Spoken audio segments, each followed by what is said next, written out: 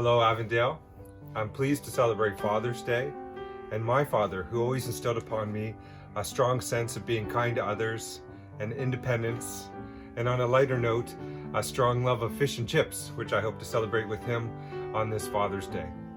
I'm also privileged to have a father-in-law who's always demonstrated a very strong sense of character and the very warm welcome to be found in the United Church. Have a happy Father's Day. My father was Earl Hackett.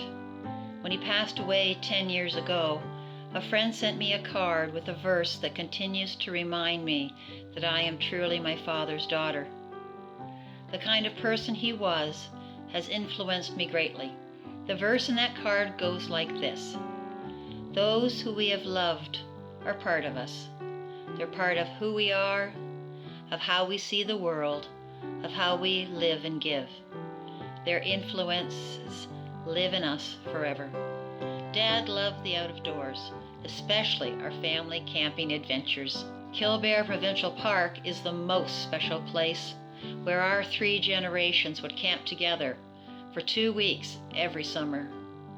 This camping tradition continues today with our kids and now 2 grandchildren. Dad, thanks for being my father and such a wonderful role model. Hi there, I'm Grace. Here are just a few reasons why I love my dad. He's always so kind and considerate. He always puts ourselves before him. He always makes wonderful food. And he always takes me fun places like fishing and camping. Those are just a few reasons why he's such an amazing dad. As some of you know, my dad was a minister. I've always been very grateful to him for giving me a theology to live in and to grow into. And that may seem odd to some of you, but for me it's been very important.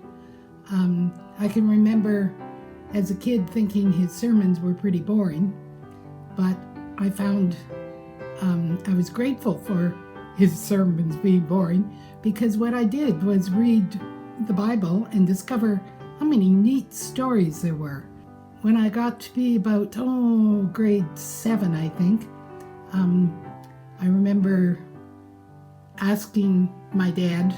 I discussed it with some of my friends in the youth group as well, and we decided we had the perfect question for him. God made Adam and Eve, right? And they had 2 sons, right? And they married, but who were their wives and where did they come from? And Dad's answer to that was that the Bible was not intended to be a history textbook. Well, I had no idea what that meant at that point, but it's given me a lot of thought over the years. And he gave me the gift of recognizing that there are stories that are told to express deeper truths.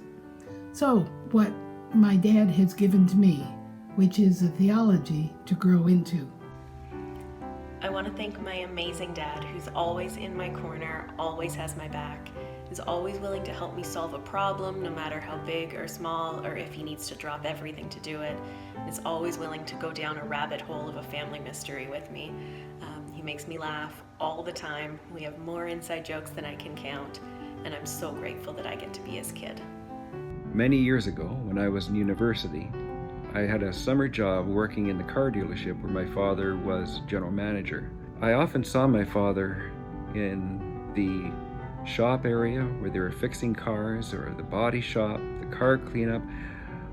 Wherever there were people, he was always around talking to them.